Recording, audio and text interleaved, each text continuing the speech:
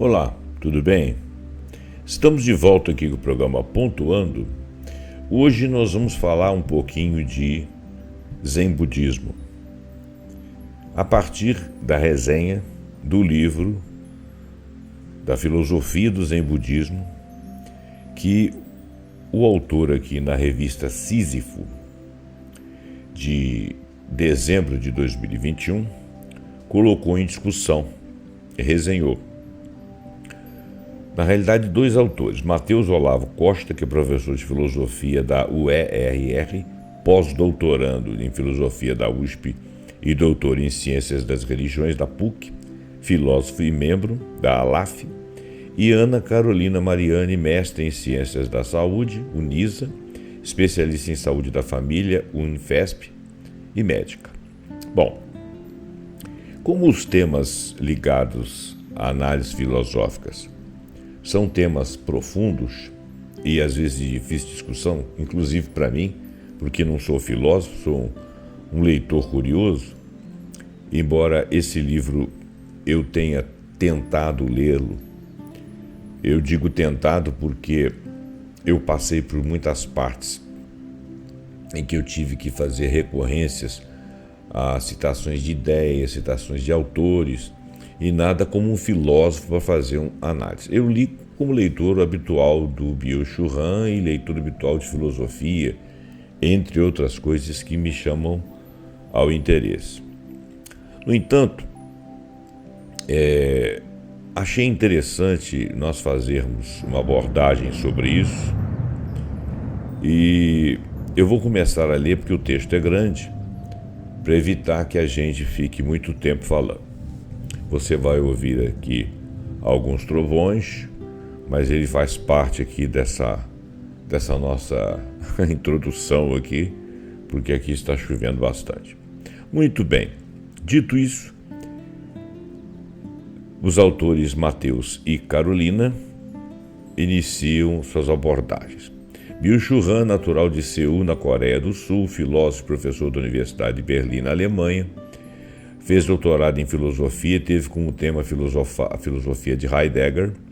Seus estudos de filosofia alemã levaram a utilizar muitas referências de filósofos alemães, em seus escritos, como no livro que tem o nome A Filosofia do Zen Budismo, que foi traduzido pelo filósofo Lucas Machado, e de fato o livro lá da editora Vozes, traduzido por Lucas Machado.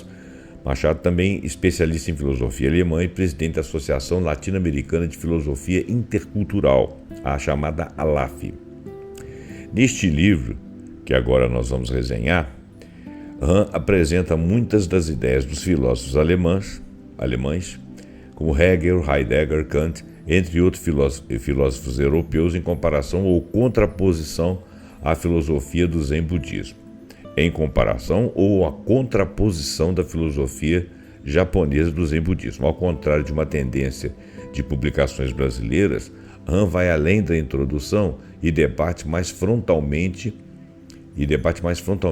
ideias dessa tradição. Nós veremos a seguir a estrutura geral da obra, seguido de um balanço crítico que eles fazem com muita propriedade. Obviamente que eu não teria capacidade de fazê-lo, mas o mais interessante para nós aqui que somos leigos é a tradução do sumo da obra, Aquilo que o Han estudou e fez material, e discutiu e comparou, e que nós podemos entender para a nossa própria vida. Então vamos lá. Desde o prefácio, Han já nos informa o que entende ser Zen Budismo, uma forma de budismo mahayana de origem chinesa e orientada para a meditação. É preciso uma breve explicação sobre o termo Mahayana, que na língua sânscrita significa literalmente grande veículo e se refere a uma classificação budista sobre a própria história das tradições do budismo. A divisão pode ser dupla, entre um suposto pequeno veículo e um grande veículo. Então, Mahayana seria alguma coisa em termos de veículo. Aqui tem até grande veículo, pequeno veículo e grande veículo, tem Hinayana e Mahayana. Em referência a uma visão mahayanista de que o primeiro seria um caminho individual, que é o pequeno veículo, de salvação, E o segundo, grande veículo, um caminho coletivo de salvação. Quer dizer, um seria individual, outro seria coletivo. Historicamente, faz mais sentido a classificação das três grandes tradições. Svarakayana, veículo dos ouvintes, continuada por Theravada, escola dos anciãos, e centrada no Tipitaka, o cânone em língua Pali. Mahayana, grande veículo, movimento que abrange várias escolas e textos próprios escritos em sânscrito. Tantrayana, veículo do Tantra. Vrajanayana, veículo do diamante, uma continuidade do movimento Mahayana que adicionou textos e práticas do Tantra ao sistema budista. Bom, eu acho que isso aí, mais ou menos, eu tive noção ao ler do livro dele, mas isso faz pouca diferença. A ideia de que isso são veículos para se chegar a algum lugar ou para estar ou ser.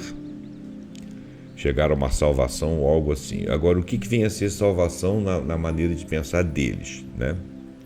Então, dos budistas. E essa é a análise que a parte de filósofos alemães, o Byung-Chul Han está fazendo. Nós vamos lembrar que o Byung-Chul Han, ele é de uma tradição oriental, coreana.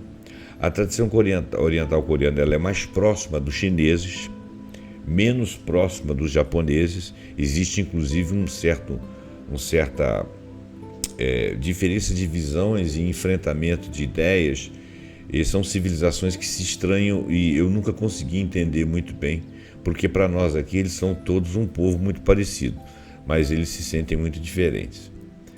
Poderia-se dizer que, por exemplo, os americanos do norte e os americanos do sul são parecidos porque ambos são claros, mas aqui nós não somos somente claros, né? Nós somos também morenos, porque aqui houve um hibridismo.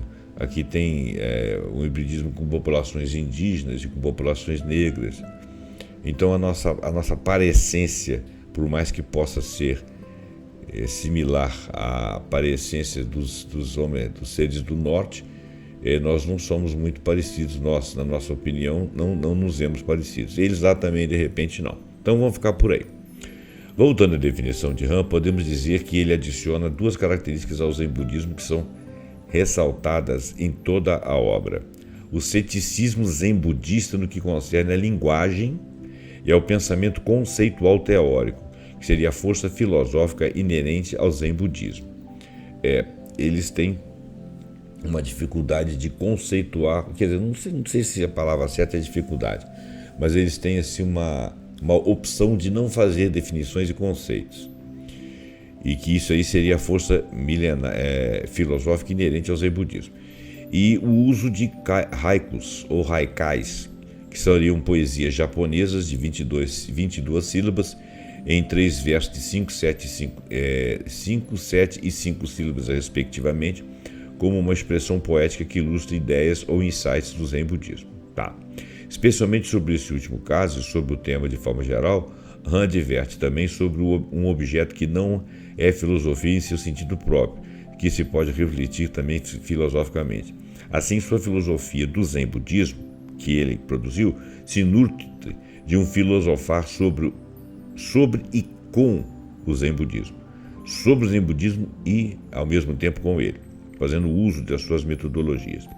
Metodologicamente, isso é realizado de forma comparativa, no sentido de que o tema é apresentado em relação às ideias dos filósofos europeus consagrados, conforme já disse, especialmente no contexto alemão, porque, inclusive, o nosso filósofo Byung-Chul Han tem formação na Alemanha, e como Hegel e Nietzsche, ou mesmo os filósofos gregos antigos como Platão. E esse método pretende ser um desbravador de sentido, possibilitando iluminações recíprocas. Então, é sempre uma análise com o Zen budismo, sobre o Zen budismo, mas com as ideias da filosofia alemã e, de resto, uma tradição europeia também. Sobre os temas dos capítulos, como é que foi a análise que os nossos autores aqui fizeram? No primeiro capítulo, denominado Religião sem Deus, o Zen budismo, o budismo, né, o Zen budismo, ele não é uma religião propriamente dita, mas também não vamos defini-la como filosofia, mas não existe a questão da crença em Deus, mas é uma visão espiritualista, né? O autor apresenta a visão de Hegel sobre qual seria o objeto da religião, Deus. Para Hegel, Deus é o indeterminado que é diferente do que é particular. É o próprio absoluto, mas não no sentido positivo, de ser tudo, mas no sentido negativo, de ausência de determinação, de ser algo que não pode ser determinado por nada. Eu não sei se o Byung-Chul Han tem a visão que eu tenho, mas eu traduzi assim, mas eu não sei se é correta essa tradução. Pense do jeito que você quiser, mas eu não traduzo Deus como traduzem as religiões. Embora eu tenha sido criado dentro da religião católica, seja espiritualista, espírita, etc., e acho que a espiritualidade é algo real, palpável, até tangível, mas a crença em Deus não é o Deus das religiões. O Deus das religiões, ele é personificado. Ele seria um ser muito evoluído como eu. Eu não tenho essa visão de Deus. Não tem nada no nosso pensamento que possa, tanto na nossa intuição quanto no nosso sentimento, principalmente na nossa razão e até mesmo no nosso instinto, né, o mais ligado às forças da natureza, nada que possa nos dar uma ideia em cima da qual nós podemos definir qualquer particularidade de Deus ou um conjunto de atributos. Portanto, nós não temos nada de Deus, mas isso não impede a fé, nem impede a crença ou a existência da espiritualidade em mim, por exemplo, né? Quando eu faço uso da minha fé, eu me dirijo à fé a um pai, né? Que também é uma denominação, na minha maneira de pensar, muito adstrita, né? Adstrita a uma visão de necessidade minha, né? Pai seria aquele que me conduz, que me protege, que é uma visão religiosa das igrejas, né? Mas esse pai mais por tradição de fala, a partir do cristianismo, não por um entendimento de que aquele ali tem a relação necessária com coisas que eu compreendo, mas é um ponto, um foco onde eu vou mobilizar minha fé, porque eu acho que a fé existe, a fé é uma coisa que transcende o ser humano e a fé realmente me parece, aí está a minha crença, move montanhas. Então eu tenho fé, né? Eu faço orações com palavras, me dirigindo a um absoluto que possa me ajudar a resolver os meus problemas espiritualmente. Então eu não relaciono com nada. Não sei se é essa visão que o Byung-Chul Han deixou aqui quando ele fala de nada. Hegel explora o sentido desse nada para mostrar uma possível aproximação com o que se entende ser o nada do budismo. Então o Hegel tem uma ideia do nada e o budismo também. O nada do budismo parece que é uma coisa mais dentro do aspecto da ideia do vazio. Mas vamos continuar lendo. Byung-Chul Han deixa muito claro que discorda dessa aproximação e até a considera forçosa, pois mostra que Hegel busca operar uma interpretação das ideias budistas a partir da sua ontologia teológica. É como eu falei aqui, no meu caso, dentro da minha ontologia teológica, criada dentro de lar cristão, escolas cristãs, falas cristãs, amigos cristãos, a minha ontologia teológica, né, se é que eu posso dizer que eu tenho alguma ontologia teológica, mas dentro de um limite de palavras, de crenças e forma de aproximação de conceitos, eu chamar a figura da minha fé de pai, imaginando uma criação, não que eu consiga imaginá-lo, porque nada pode defini-lo para mim, mas porque eu me considero muito pouco, né? Nós, os seres humanos, somos pequenérrimos, né? Mas dentro dessa ontologia aí, eu fiz uso da minha visão baseado na minha convivência, o que eu tenho nas minhas memórias ancestrais. E ele está fazendo essa acusação aqui, ele está dizendo que Hegel também fala de um nada, que é o nada ontologicamente teológico que ele consegue visualizar, e está comparando isso com o vazio lá, ou com o nada do Zen budismo. Eu acho que ele pretende desconstruir essa ideia. Mas vamos lá. Então, Han deixa claro que discorda então dessa aproximação, considera forçada, e mostra que Hegel busca operar uma interpretação das ideias budistas a partir da sua ontologia teológica, e ele falha pela inadequação desta ao estudo do caso de Zen budismo, que é cíclico e não teleológico. Olha bem, lembramos que Han tem origem naquelas áreas lá. Então, de repente, dentro da ontologia teológica do próprio Han, existe uma linguagem, uma visão que seria, para quem compreende o lado de lá e agora está vivendo o lado de cá, ele entende que o Hegel não entendeu que são dois nadas com conceitos, ou melhor, com definições diferentes. Muito bem, as tradições budistas têm em comum justamente uma ontologia não essencialista, crítica de substancialismos, que no sentido europeu seria crer na existência de que os seres têm substâncias perenes ou eternalistas, no sentido hindu, na crença em alma eterna, essas coisas. O Zen budismo, ao que tudo indica aqui, não tem essa crença espiritualista, que estaria ligado, por exemplo, à nossa ontologia teológica aqui do Ocidente. Por isso que a dificuldade que eu tive de entender o livro é que as definições dele partem de outros pressupostos, eles têm outra história. No decorrer do primeiro capítulo, Han, mas é muito interessante, no decorrer do primeiro capítulo, Han também nos informa que o Zen budismo seria um exemplo de religião sem Deus, cujo princípio se dá na imanência, ou seja, não há devoção para uma ou mais divindades, mas está inserido no mundo. Também o Zen budismo não é centrado no ser humano, não é antropocêntrico. Então, seria, na verdade, descentralizado, aberto ao todo, defensor de uma postura de desapego, inclusive dos próprios fundamentos. Por isso que ele não pretende definir nada, conforme Han, transformar o sem fundamento em uma parada, em uma estadia, habitar o nada, virar a grande dúvida em um sim. Nessa virada singular consistiria a força espiritual do Zen budismo. Então, conforme Han, transformar o sem fundamento em uma parada e em uma estadia, habitar o nada, virar a grande dúvida em um sim, Nessa virada singular, consistiria a força espiritual do Zen budismo. Muito difícil de entender, pelo amor de Deus. Mas vamos continuar. Espero que você não se desinteresse. Não é tão grande assim o texto. Ainda nesse capítulo primeiro, Han aponta que na meditação de Descartes o sujeito se distingue de outros sujeitos. O fundamento do saber seria o próprio eu, pensante, e Deus, a fonte dessa coisa pensante. Han especula que, caso Descartes se deixasse aprofundar pela dúvida radical sobre esse eu, como propõe a meditação zen budista, ele teria chegado a um nem penso, nem existo. Ele não pretende definir nada como Descartes quis definir.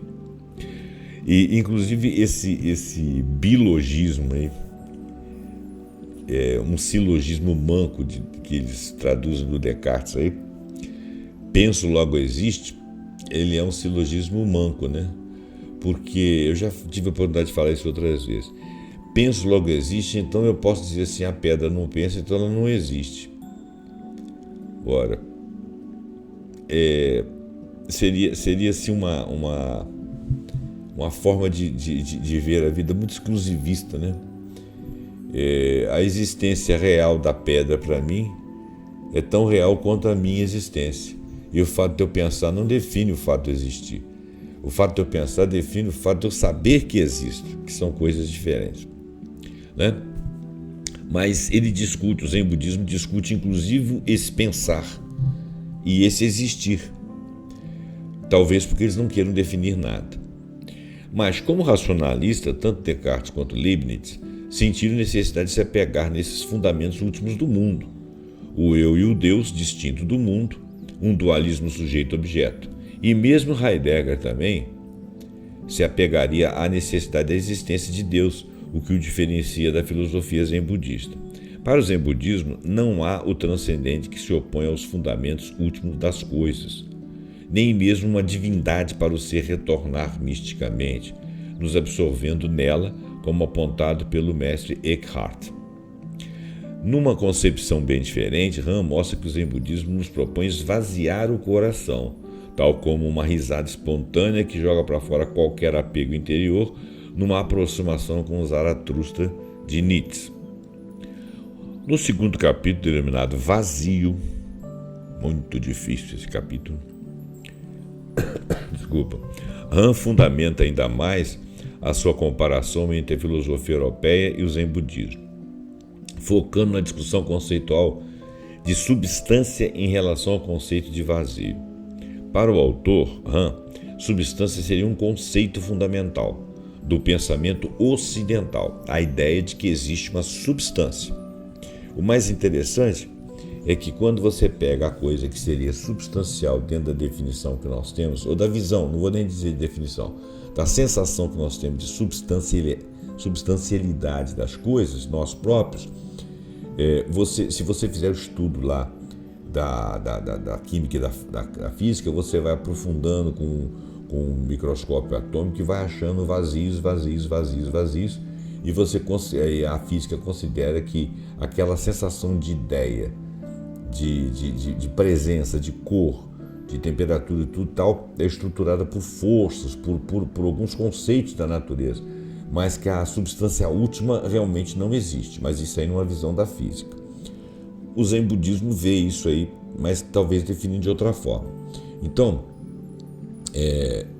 esse segundo capítulo fala de vazio. Para o autor, substância seria o conceito fundamental do pensamento ocidental e menciona ideias de Aristóteles sobre a noção de substância. Aristóteles caracteriza o constante em transformação. Ela é constitutiva para a unidade e mesmidade do ente. É aquela ideia do átomo que se agrupa com outros de forma substancial última e se transforma, passa por estágios, estados, etc. A ideia de substância é a base para a noção de identidade que nós, de filosofia ocidental, temos, já que cada ente teria ou seria uma substância específica preenchida de características próprias, definidas, que a diferenciaria com propriedades de outras substâncias e, portanto, diferente de outras. Em contraposição a essa ideia, Han aponta que no budismo a ideia de sunyata, que seria a vacuidade dos fenômenos e dos seres, o que seria o oposto ao conceito de substância. Olha que coisa interessante. Talvez nem o conceito de substância que nós temos aqui nas tradições ocidentais, nem do vazio em algumas tradições orientais, como os budistas, por exemplo, seriam boas definições da nossa visão ou sensação de realidade. Porque quando nós vamos investigar a matéria, nós encontramos um nada, que nem é um tudo, nem é um vazio, mas é um nada, né? Mas ali tem forças, e essas forças podem aparecer com cores, odores, porque nós somos mais pragmáticos. Nós vemos a forma e não ficamos digredindo. Não que a digressão seja péssima, é porque são formas de ser e estar no mundo de maneira diferente. O Oriente e o Ocidente têm visões cosmológicas diferentes. Isso são tudo palavras minhas, tá, gente? Posso estar falando uma opção de abobrinha aqui, mas tudo bem. Para isso recorre às ideias de Dogen, que é um monge e filósofo que levou a linhagem Kaodong Soto do Zen budismo da China ao Japão através de suas obras Sutras das Montanhas e Rios. Na leitura de Han, a vacuidade inclui um fluir constante, um meio de afabilidade sem limite entre as coisas, interdependência na terminologia budista. E por isso o campo vazio é livre de toda compulsão por identidade, né? Essa palavra compulsão aqui é força de expressão. O campo do vazio, ele está tentando dizer o seguinte, das palavras que nós podemos entender. O campo do vazio, ele é tão sem o nada que nós precisamos de ser de substância, que ele não se identifica com coisa alguma. Se você olhar as forças da física e dizer que cada substância que você define ali tem cor, odor, cheiro e forma, e que muda de estado e tal, caracterizando o mundo de maneira pragmática, com um olhar dentro da realidade que nós conseguimos enxergar, ou mesmo com o microscópio. Quando você chega lá com o microscópio eletrônico, vai se aprofundando, você vê que umas pelas outras as coisas não são identificáveis ao nível do submundo do átomo, né? Então eles teriam chegado a essa conclusão por filosofia, né? Muito interessante isso. Então, quer dizer, nós temos a compulsão de identificação, porque nós viemos de fora para dentro, e dentro nós não encontramos nada, mas ainda assim sabemos que existe uma identidade fora, ou a conceituamos assim para nós identificarmos o mundo. Eles não têm essa necessidade, os zen budistas não têm essa necessidade. Para eles existe essa vacuidade que impede que eles achem que deva haver uma identidade. Então, o vazio ou nada do zen budismo não é simplesmente a negação do ente, exatamente, ele não está dizendo que a coisa não existe, a forma do niilismo, não é nada disso. Antes, ele representa a afirmação extrema do ser, já que cada ser está imbricado no mundo e não existe separadamente dos outros, mas habita o mundo interrelacionalmente e imanentemente.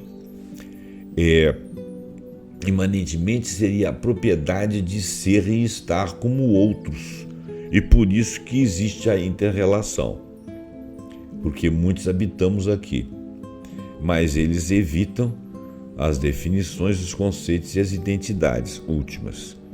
Eles acham que esse vazio é como se fosse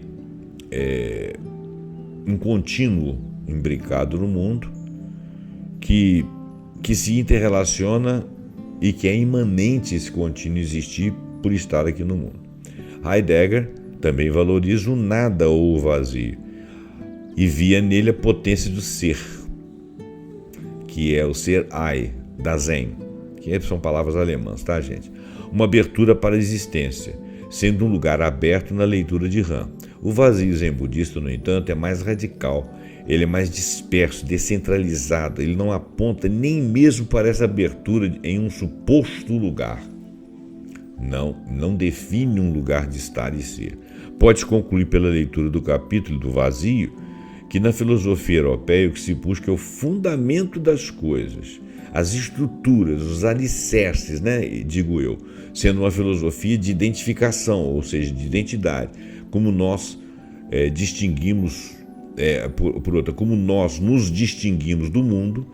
E já na filosofia zen budista não há esse eu cheio de características fixas, destacadas, pois tudo é visto como vazio de substância e está interrelacionado, sendo então características condicionais e sempre em mutação.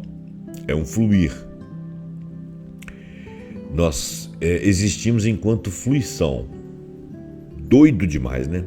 Em seu terceiro capítulo denominado Ninguém, isso aí eu acho que eu e ninguém entendeu. No seu terceiro capítulo denominado Ninguém, Han argumenta sobre a ausência de pessoalidade na filosofia do Zen budismo. É interessante como alguém que para nós, no nosso conceito pessoa, pode definir algo sobre não pessoalidade, ou seja, o ninguém. Como diria lá a música do John Lennon lá, My Name is Nobody, não, como é que é? Desculpa, eu esqueci, deixa pra lá. Então, o Lennon tem uma música que fala de ninguém, né? Nobody. Mas deixa pra lá, que eu não vou lembrar agora. Então, voltando, em seu terceiro capítulo denominado Ninguém, Han argumenta sobre a ausência de pessoalidade na filosofia do Zen budismo. O Zen budismo nos convida a esvaziar, desinteriorizar de si mesmo qualquer desejo egóico ou individual. Leibniz e Fichte, ao contrário, valorizam a singularidade do indivíduo, seja por entendê-los como mônadas que seriam unidade, ou como alma com um apetite de vida. Inclusive na filosofia ou no entendimento, no estudo de outras escolas esotéricas, a mônada, que seríamos a nossa identidade última, antes de ser cientes e pensantes, seria proveniente de Deus, né? Então, nas filosofias lá das fraternidades brancas, Rosa Cruz e entre outras, a mônada seria isso aí. Então, Leibniz e Fichte valoriza a singularidade do indivíduo, seja por entender esse indivíduo ou esse conjunto de indivíduos como mônadas, ou seja, várias unidades, ou como alma, ou como apetite de vida. A mônada, ela não seria, a princípio, a alma ainda. Ela seria a centelha divina. Isso sem definir Deus. Para a antroposofia, a teosofia.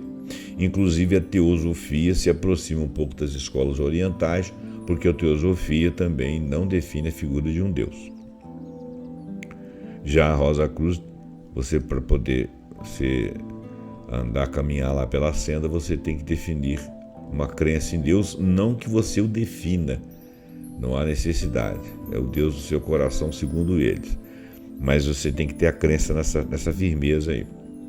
Então, Leibniz e Fichte, ao contrário, valoriza a singularidade do indivíduo e por entendido como mônada, ou como alma, ou como apetite de vida. Tal valorização da identidade, pautada por uma substância ou essência interna, alcançou seu auge em Hegel e seu conceito de interioridade do ser, um ser que é por si e para si.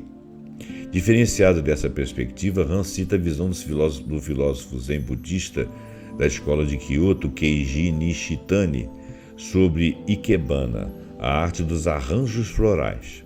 Para ele, esta técnica seria uma forma de cultivar o belo sem apetite de desejo, sem possuí-lo, por exemplo, mas que ressalta a própria impermanência da vida, matando uma visão negativa de morte, pois a transfigura em beleza a ser contemplada. Eu não vou falar nada sobre Ikebana porque eu realmente não tenho noção de nada, mas parece que essa evolução da natureza, da coisa que floresce, que morre, forma fruto, semente, fruto e novamente florescência, esse fluir, não sei se o Ikebana se baseia no arranjo dessas coisas, são arranjos temporários, mas que mostram a mutação desse fluir e cultiva essa beleza sem se apropriar dessa beleza, sem querer para si. Ou seja, indo contra aquela ideia lá egóica, né? De querer para si.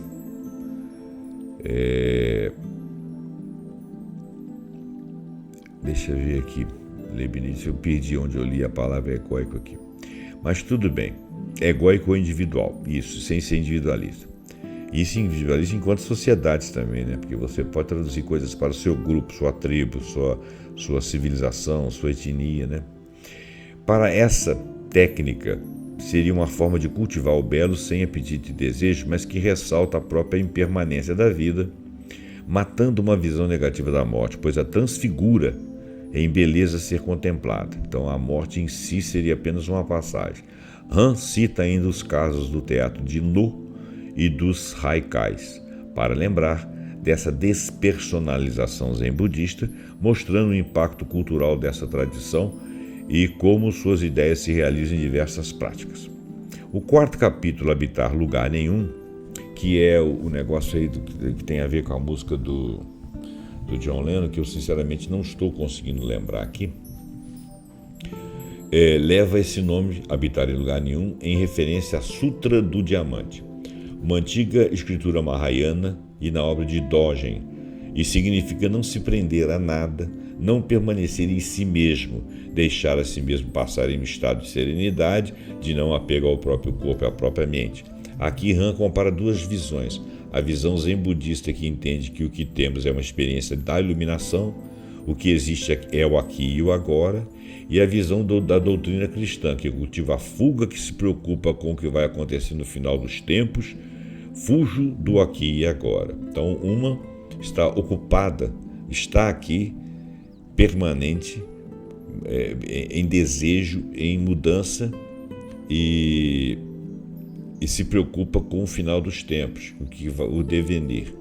E o Zen budista que entende que nós estamos numa experiência, o que existe aqui agora, e que nós fluímos através dessa existência sem os apegos ao próprio corpo, à própria mente.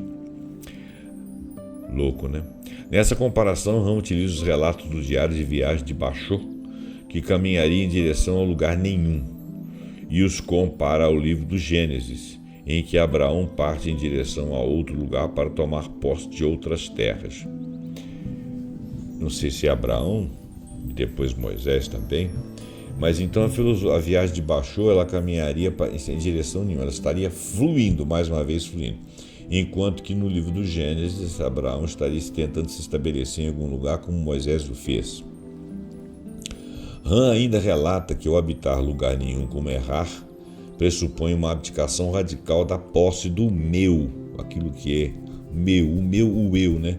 Basho erra para longe de si, de suas posses. Assim, de um lado Heidegger, Levinas e outra, e mesmo a narrativa clássica do tal Abraão, né? Figura bíblica aí, cada um ao seu modo passariam a habitar o eu de forma econômica, de casa, do administrar essa casa. Por outro lado, o Zen budismo preza por esse constante não estar sem teleologia. O coração do habitar em lugar nenhum, que se aferra a nada, sujeita à mudança das coisas. É assim um habitar mortal, mas não como na mudança de habitação da alma segundo Platão, mas na visão zen budista e de Basho, uma constante transformação que prescinde de um caseiro para a casa, de um eu para o ser. Ou seja, prescinde, em outras palavras, não precisa de caseiro nem do eu. Ele foge do eu. Morte é nome e tema do 5º capítulo. Han começa apresentando a visão positiva e espiritual da morte em Platão, no Fédon, em Hegel, em Fichte e em Heidegger.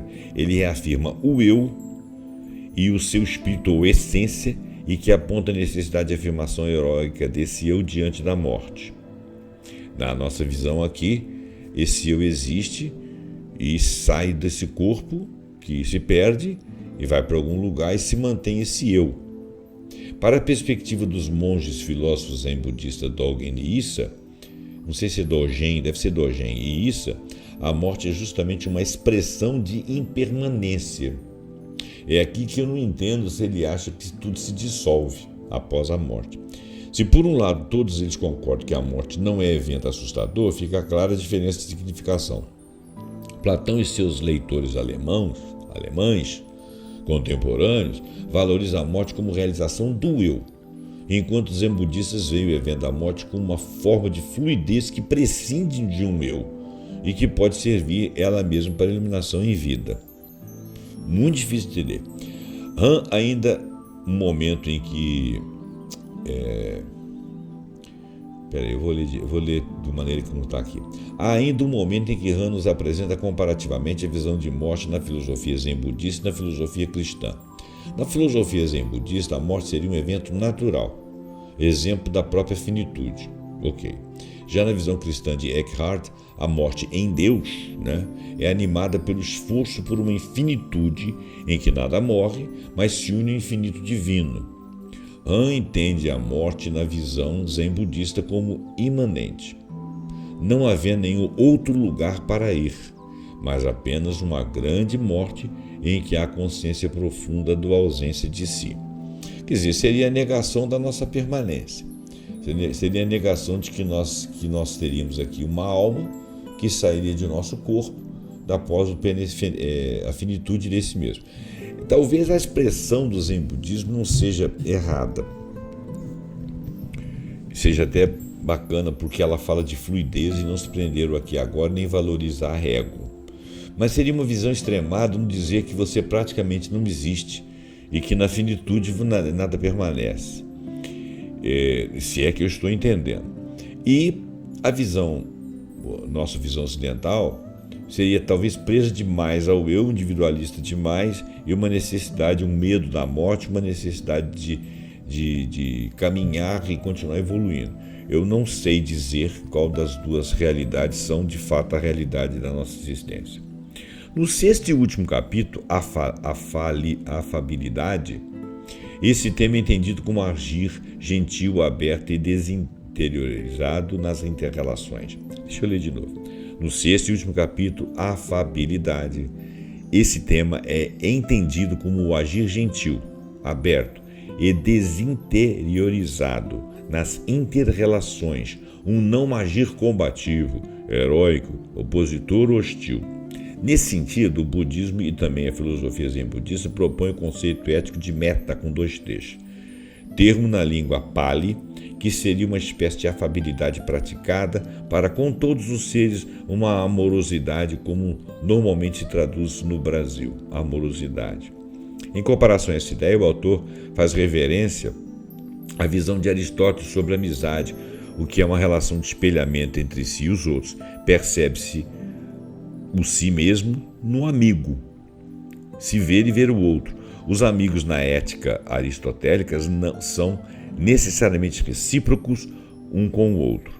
Diferente da visão aristotélica, a perspectiva zen budista de Dogen, vou falar assim, é universalista e não econômica. Se é afável com todas as pessoas, pode ser o certo para quem cultiva o desapego do eu e não por uma suposta reciprocidade a este eu ilusório, que consagraria o seu eu no espelhamento com o outro, uma visão deles. Um filósofo que bebeu diretamente de fontes budistas antigas, o Schopenhauer, que eu estava até pretendendo falar sobre ele hoje, acho muito interessante essas ideias dele, embora não seja grandes conhecedores.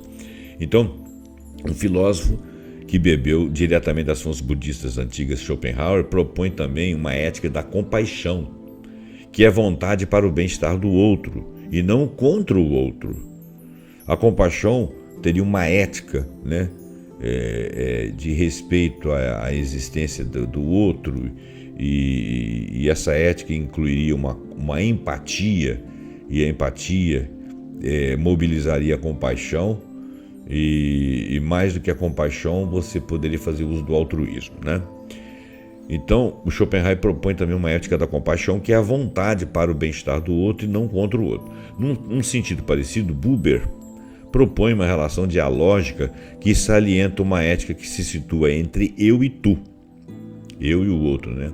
Mas o Zen budismo também se diferenciaria deles justamente por entender que as interrelações são permeadas muito mais por um nem eu nem tu, porque já que eu não existo, eu sou impermanente, você também seria. Seria até ético imaginar isso, já que não há nem eu nem tu. Na filosofia zen budista não há diferenciação identitária fixa e imutável entre os seres. Cada um deles não se identificaria com nada, nem um com o outro, né? Então por isso que ele defende uma amorosidade, porque todos ali teriam o direito de serem impermanentes, estarem em fluxo, e eu não poderia ser detido na sua expressão. O problema seria a finalidade e o conceito. Nós ocidentais somos finalistas, eles não são. O que há é o conceito de meta, com 2 T's, inserido na percepção de que o mundo e os seres existem em inter-relação e dentro de condições imutáveis. É como se ele dissesse assim: dentro da água, todas as gotas são gotas. Elas não se identificam como gotas. Você as separa como gotas. Ou, eventualmente, elas se espalham como gotas. Ou chegam à praia e caem gotas. Ou espirram como gotas. Ou vaporizam, né? Vão para a atmosfera e descem e caem como gotas, mas na diluição do mar somos todos fruição. Esse conceito me veio à cabeça aqui agora. Então não existiria essa identidade, essa identificação, essa percepção da valorização da gota. E quando a gota evaporar, o que ela é? Nada, né? Ela continua sendo nada, continua estando na fruição. O que há é o conceito de meta, então inserido na percepção de que o mundo e os seres existem em inter-relação. As gotas estariam ali interrelacionando e deixariam de ser uma ou outra, seriam tudo. E dentro das condições mutáveis. Assim, filosofando zen budisticamente, não precisaríamos ser alguém para ser afáveis para com todos os seres, mas apenas agir afavelmente. Talvez seja aquela coisa da gota não disputar com a outra gota, porque no fim das contas elas vão se misturar e serão qualquer coisa. Bom, ele faz aqui um balanço crítico, e esse balanço crítico aqui demanda um conhecimento bastante extenso de outras obras.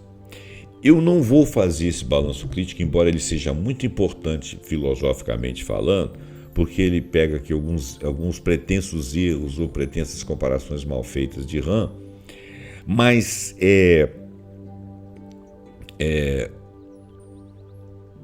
o trabalho do Hahn, ele é uma investigação, ele é menos ensaio, é menos palavras que ele diz sobre o que pensa e mais como que ele compara.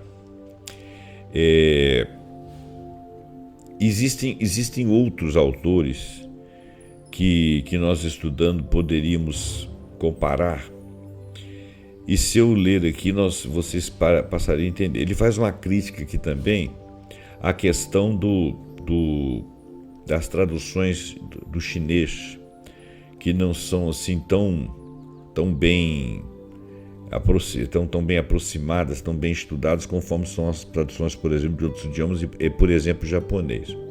Então, essa crítica muito profunda aqui, eu não vou ler, porque ele fala que o Hahn dialoga especialmente com alemães, e o texto adquiriu um caráter meio que investigativo e menos ensaístico. E o livro ainda preserva um estilo ensaístico em alguns aspectos e tem uma leitura fluida e prazerosa.